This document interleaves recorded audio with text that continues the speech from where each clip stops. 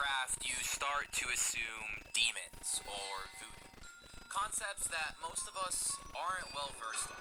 A bit scary, sure, but as long as you're just a little bit ignorant, you could probably get away with having a dark magic spell cast on you. Alright, so today we're going to a witchcraft market. I'm in my incognito clothes, which I wear every time I go to like a dangerous spot, you know, a hood or something. This market, I've been told rumors, they sell human body parts, they sell babies. I don't know if that's a thing from the past and they still do it, or they still do it now. We're gonna try to get deep into it. I'm gonna be honest, out of all the adventures I've done so far, this seems like the scariest one. I don't really fuck with demons like that, guys. Like, I'll do this dangerous stuff, but I don't fuck with demons. And we're going with this chick I met yesterday night at a restaurant club. Of cops right here. You can see them pulling over the nice cars. Oh yeah, they are pulling over the nice cars. They pull over in the nice cars so that the nice cars like give them money. Like, they become quite clear to me how dangerous this was actually about to be. I've traveled to many different places over the last 2 years, but Johannesburg takes the cake for the dirtiest, most run-down piece of shit city I have ever seen. If my car gets stolen, my mom is more direct. Like, life for me. Do you have insurance? But I don't have insurance against my ass kicked. This is real gloomy. Look, are these? Is this building hijacked? I mean, maybe some of it. Holy shit, we're actually here. Yeah. This is crazy. Walk on this side. Let me be on the roadside. You know where the Muti market is? The market? We've now entered into a sectioned off community in the middle of the hood with no white people or cameras, and we're asking every local we see how to get where we want to go. Surely nothing could go wrong. Right? It's after the food? Yeah. Okay, thank you. Now we're literally going into an alley right now. We definitely don't belong. In America, it's not a bad thing to go to an alley. Very bad thing. Oh, Jesus. This is kind of crazy. We're entering. Hello. Is this the market? Okay, the girls aren't giving us weird looks. Yeah. The women aren't giving us weird looks. Yeah. And just so we're clear, we're now inside an alley, in a metal shack, in a place where we clearly don't belong. I mean, I could probably do this. But the girl? It's like a traditional human market. The other side. It's not here. Oh, walk this way? Thank you. If you say that, that's nice. We're inside the market now, and we finally found someone that will teach us and let us film. These are dead animals everywhere. This is all traditional medicine.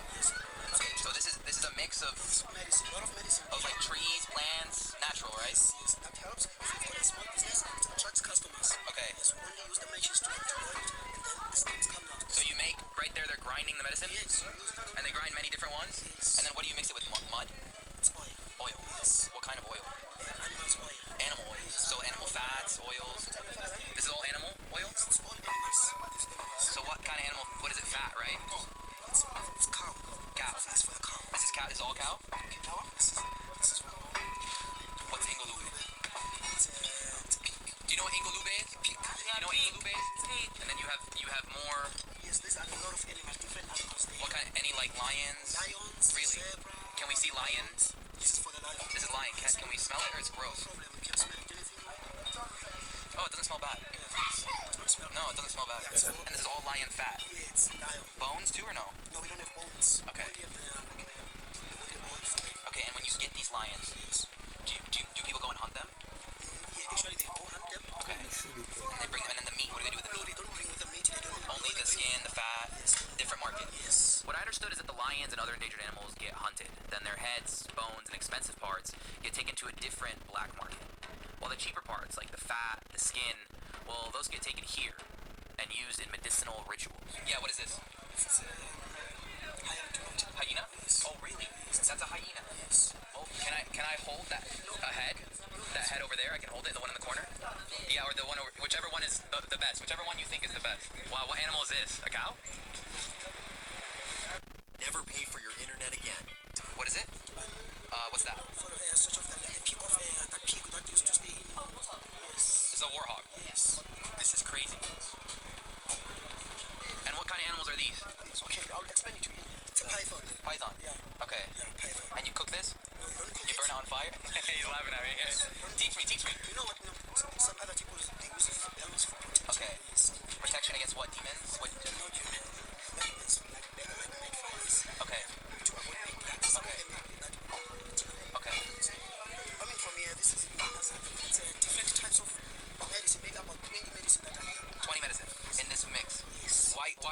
like that, and why this one is like this? Different things. This one for business. Yes, this one is for like bad dreams. Bad dreams. Bad dreams. You put like a small thing like this, then you put it in something, you use some matches, that smoke you Oh, you burn it, and then you breathe the smoke. You breathe the smoke to avoid bad dreams. Okay. Avoid the Have you done it before? Yes. And it works. It's for And so these are, how many animals you have here? Different. more than 20. More than 20. More than 20. Wow. This is a snake. Cobra. Okay. No, it's not a python, it's That's a cobra. Yes. Okay. King cobra? Yes. Whoa. And they You kill know how it? much cost this? How much? Like this whole thing. Yeah. Yeah, it's only 400. 400 rand. Okay. 20 something US dollars. And this is an expensive one. Yeah, this is, no, the expensive one is python. Oh, python more expensive than cobra. Cobra. So this one, python, how much? This piece? This piece, I think it's 50 rand. 50 rand. Yes. This and... Whoa, what is that? That's not that. It's water buffalo? Well, it's a buffalo. And then this bone. It's for the zebra. This is zebra? Zebra. Whoa. Yes, the foot of the zebra. This is the zebra foot. Yes.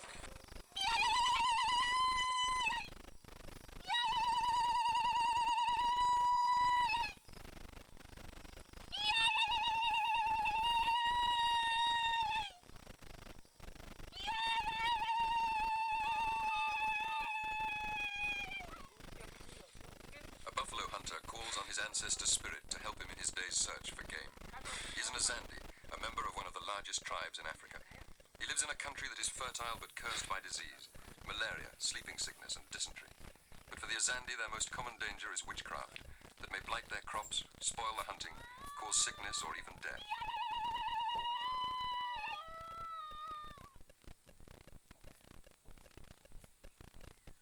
In the 19th century, Zandi kings and princes created an empire that covered the heart of Africa, spreading from the tropical rainforests of the Congo to the grasslands of the southern Sudan. Decimated by the slave trade and broken by European colonial powers, the Azandi sank into obscurity. In this remote setting, the Azandi retain a complex system of practices that they use in solving the problems of everyday life, a system of magic, oracles, and witchcraft.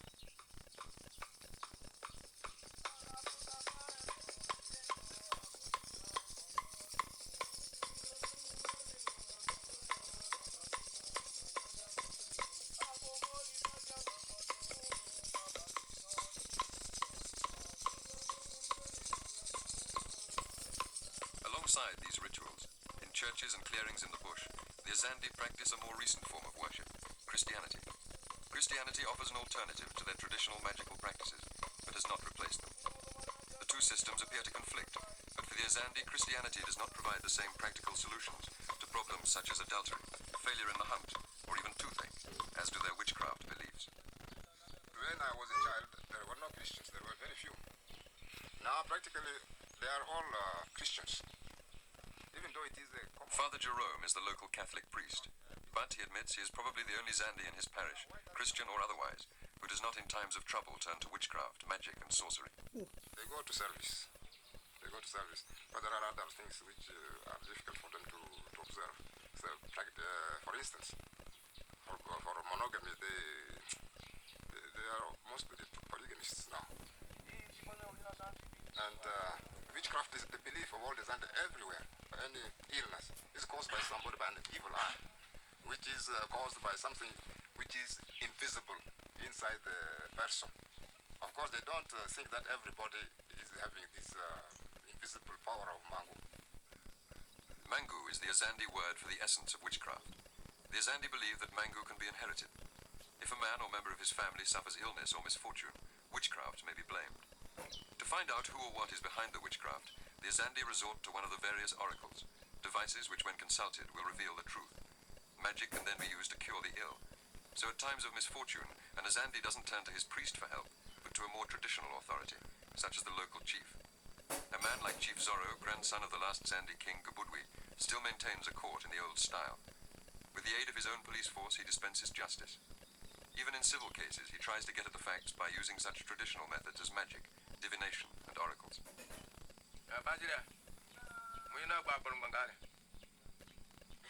Chief Zorro is about to hear an accusation of adultery. The man leading the way into the courthouse is Gingiti, who has accused his wife of committing adultery with a neighbor, Bukuyo, the man following him into the hut.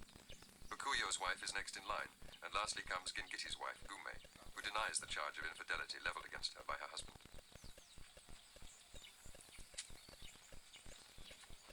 Among the Azandi, adultery is one of the most frequent crimes to be heard and judged by the chiefs. In the past, a chief like Zorro had the power of life and death over his subjects, and an adulterer was often executed for his crime. Today, the process by which the chief discovers the truth remains the same, although the punishment is more lenient. First to give evidence is the wronged husband, Gingiti.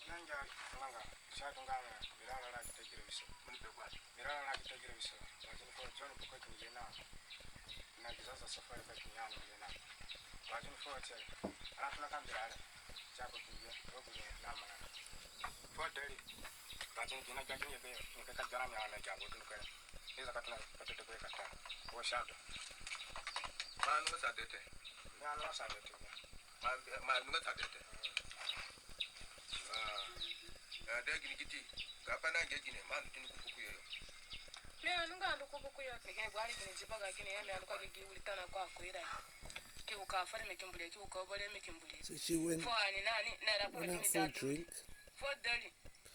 Okoyo's wife arrived. You've been having an affair with my husband. She gets hit on the head. They had a fight. People intervened and calmed things down. That's all that happened.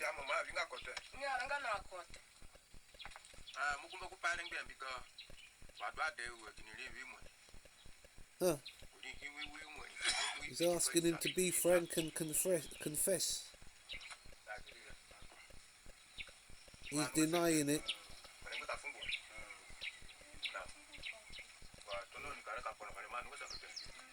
Chief Sorrow has passed the problem of deciding the truth to Benge, a scarce and expensive poison with a strychnine base. It is used in the most important and trustworthy of Zande oracles. Representatives are appointed for Bakuyo and Gume to consult the Benge operator who administers the poison to chickens. The operator will ask the chickens whether Bakuyo did in fact sleep with the wife of Gingiti. Whether the chickens live or die will determine the truth. The ritually proper preparations for the use of Benge take some days, so until then the accused Bakuyo and Gume are kept together in a prison hut on Sorrow's compound. There they will work for the chief until judgment has been passed. Although Benge is the most important oracle, it is not the only one available to the Azande, nor are oracles used only in court cases. The Zande have a whole series of oracles they can consult to find out the who, why, and what of any troublesome occurrence. The Azande have no concept of bad luck. There is no such thing as a pure accident. Something made it happen, the most common cause being witchcraft. If an individual can find out who is bewitching him, he can then persuade the witch to stop, and so prevent further misfortune. The person he accuses may be quite unaware of the harm he or she is alleged to be doing, for among the Azande you can be a witch without knowing it. While the adulterers wait for Benge to be consulted, an example of the whole system could be seen in action at a homestead near Zorro's court. Zachariah Banda, a farmer, is trying to find out the cause of the illness that has been afflicting the elder of his two wives. He knows medicine can treat the illness. What he is trying to find out is who or what is causing it. The first step in his investigation is to consult Dagpa, the termite oracle. This inexpensive and simple form of oracle is consulted at dusk. Banda pushes two special sticks into a hole in a termite mound. Whilst inserting the sticks, he puts a simple question to the termites, asking them to inform him the following morning whether his wife's illness is likely to be fatal or not. Which stick the termites choose to eat will answer Banda's question. If they eat one stick, it means his wife will live. If they eat the other, his wife will die. Banda must now wait for the morning to see what answer the termite oracle will give.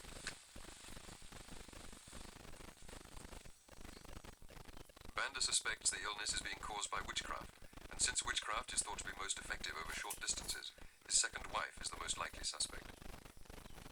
kaza done bana kumbata for Brinaka Payamanga Gaboro Marco Casocatipa was a go Nane and a papa you are papa you are can see put your arbor in a baby free can Yama one Upanuga you will now with party if I walk to Chikisi to make you watch out about Gating Bamba Kuchili, the little utility. Unaduna Negi meet it. Ngeki me at your main and good. Come in and go create it. Where do you maybe good? Kajamaga Kindi. Oh, you can look at Nabiati, Tipa, won't know Panaka or Saka. The local brilliant and become an apple for the map. You could look on an apple.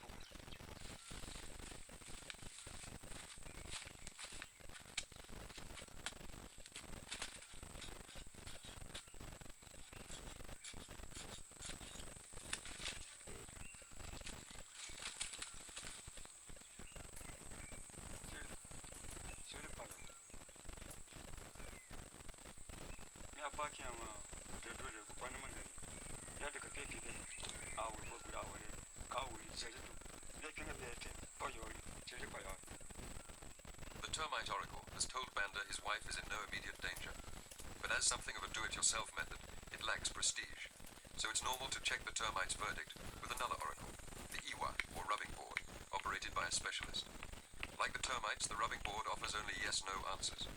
Whether the two pieces of wood stick together or slide against each other gives the operator the answer.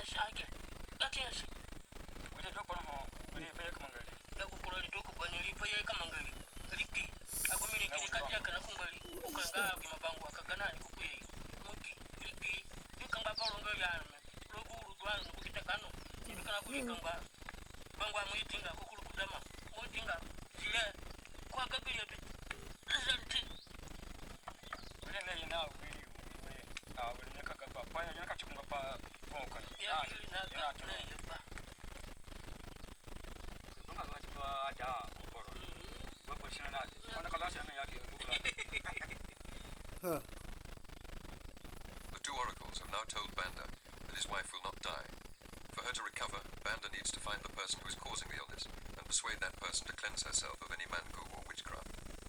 The most authoritative oracle that Banda could consult is Bengay, the poison oracle, the same oracle that is being prepared for use in the adultery case. Banda puts his question to an operator who gives the poison to chickens to discover who has bewitched his first wife. His first question is put in such a way that if the chicken dies, the second wife is the witch. If it lives, then someone else is responsible.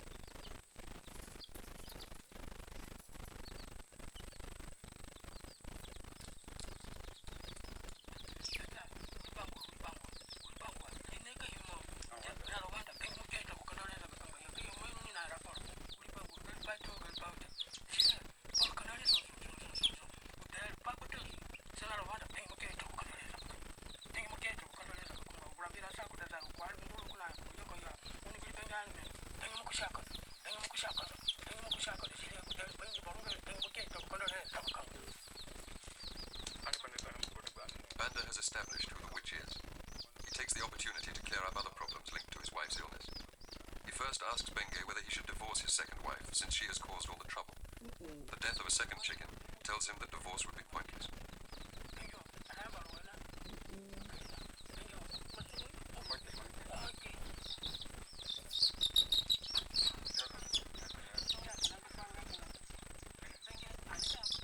Finally, Banda asks what action his second wife must take to help the first wife recover.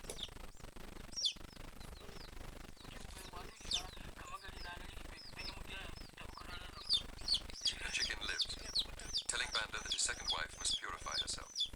These results are now taken to Chief Zorro to add his approval to the findings of Benge.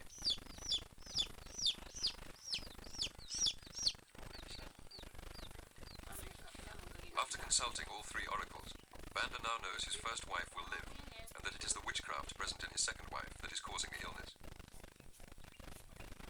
To re-establish harmony in Banda's household, Zorro sends a policeman to supervise the purification of the witchcraft.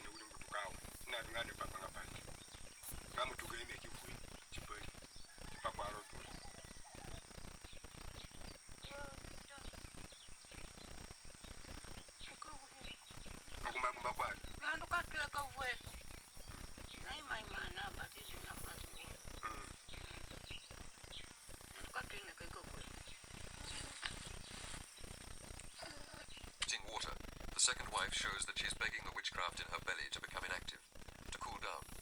The evidence of Benge has shown that she is using witchcraft, although the Zande accept she might be doing so unconsciously. Invariably, the person who is accused will protest that he or she is unaware of trying to harm anyone, but of course will spit water to cure the evil. The Zande believe the water must be spat sincerely for it to be of use.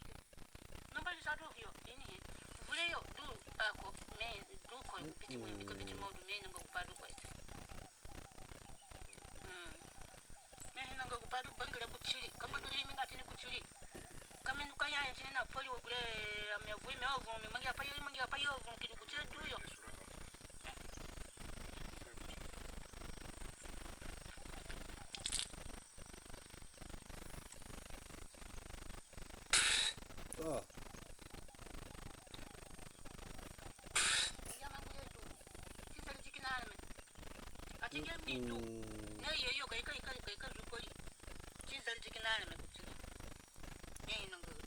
Well, I'm not sure how she's gonna survive this because she's saying that she's witchcrafted. She's been cast. A spell has been casted on her, and she can't get it out. So that's the Azandi tribe. In the era of the pharaohs, magicians and priests held great power and were seen as guardians of sacred secrets and sources of spiritual strength for the king. They used magical spells to protect the kingdom, heal the sick, and even curse their enemies. Legends tell of magicians who could turn staffs into serpents, control the forces of nature, and predict the future. Their tools, such as magical wands, amulets, and spells written on papyrus, were considered sacred treasures imbued with divine power. Magic in ancient Egypt was not just myth, but an essential part of daily life and religion, a mystery that continues to fascinate scholars to this day. Hey, check this out.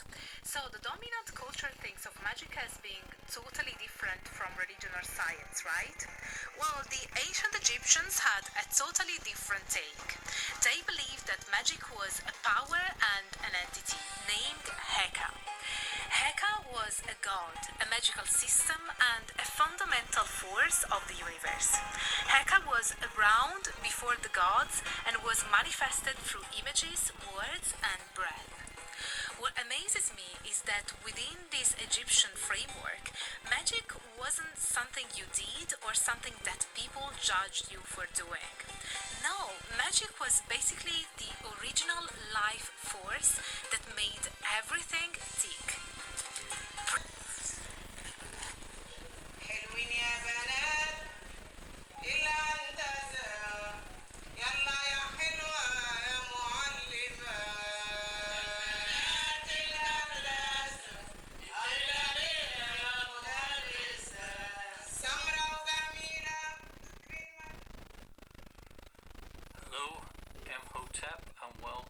I'm Morgan, and this is the Egyptian Magic Podcast. Today I'm going to talk about the subject of Zar, spelled Z-A-R, which is a topic that often comes up in things connected with magic. Some people know what that's about, and some people kind of give me blank stares and say, Zar, what's that? So I thought it was a good time to set out some of the research and things that I've discovered about Zar from various sources. Zar is the name of an exorcism dance tradition, known commonly from Egyptian Zar, Z-A-R.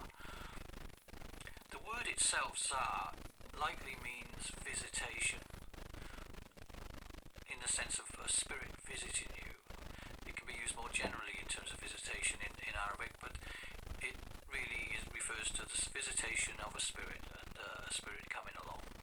And I first encountered this, I should say, in the works of a friend of mine, Jan Fries, in his book Sideways, which really talks about a trance tradition within the northern tradition, the runic tradition.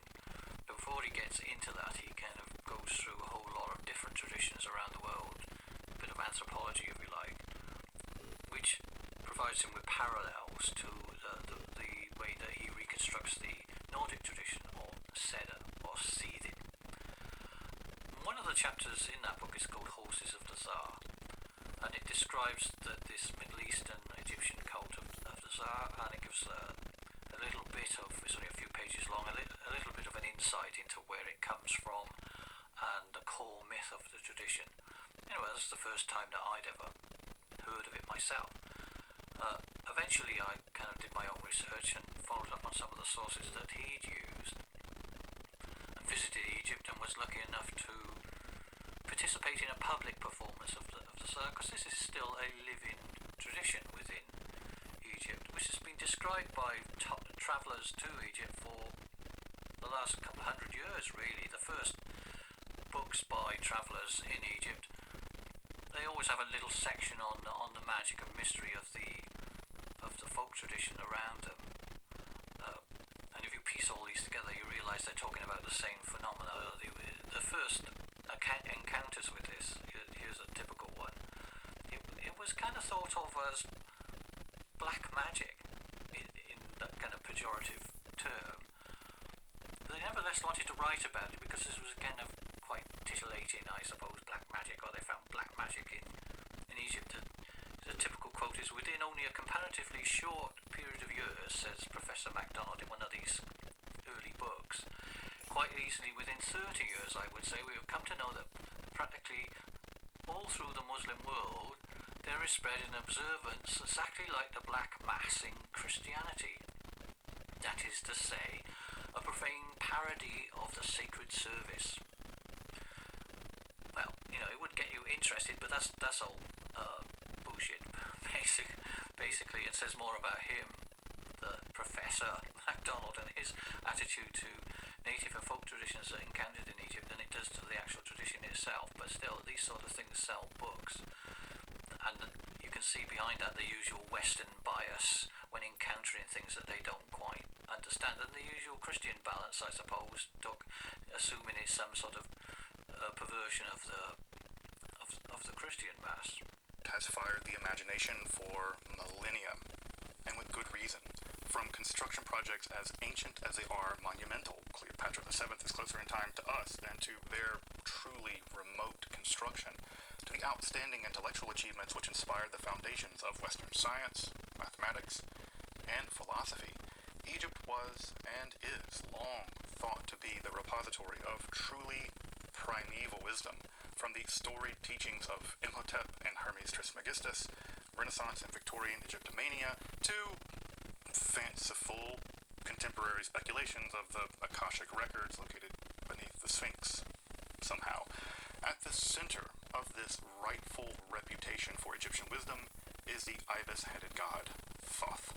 This complex god, perhaps originating as a moon god, would become the mediator of divine disputes before settling into various roles as a god of wisdom, of writing, of Heka or magic, of creation, and of judgment. He would later become synthesized with the Greek Hermes to become the syncretized Hermes Trismegistus, the thrice great Hermes, whose teachings form the philosophical core of all of Hermetic philosophy. Thus, in a very important sense, Thoth alone survived the decline and eventual oblivion of classical Egyptian theology. If you're interested in magic, Hermetic philosophy, alchemy, Kabbalah, or the history of the occult, make sure to subscribe here to Esoterica, and also check out my other content on topics in esotericism, including curated playlists. Also, appreciate the vastness and historical complexity of Egyptian civilization. The pyramids on the Giza Plateau were constructed as the last woolly mammoths were disappearing. Their mathematical and medical texts remain shockingly modern and outstanding in ancient world. They pioneered philosophical and literary forms. The short story was basically invented by the ancient Egyptians, and their religious literature still inspires awe. Even this year, 2023, a marvelously intact 52-foot long, 16 meters, copy of the Book of the Dead, or the Book of Coming Forth by Day, over 2,000 years old, was recovered at Saqqara. Spanning millennia, cultural upheaval, a vast and shifting geographic empire, it shouldn't surprise us that Egyptian religion was marked by its dynamism, its regionally specific, yet often its shared common interests and motifs all over the empire, that it met specific interests that varied widely through place and time, rather than striving for something like systematic theology that we might find in Paris in the 13th century. Thus, when we explore the nature and function of a god like Thoth, we shouldn't and we won't find a single coherent myth which exhaustively describes this mysterious and frankly very powerful deity. Indeed, what we find are more impressionistic elements that form a cloud of features which comprise the ibis-headed deity. Some of those elements coming into sharper focus given the narrative or the mythical or religious function the god played in that given instance, time period, or regional locale. Even the exact meaning of the name Thoth is mysterious. Egyptian, like all languages, underwent dramatic changes through time, both in grammar and phonology. Thus, the exact origins of Thoth's name aren't clear, but it seems that it might be a Nisba form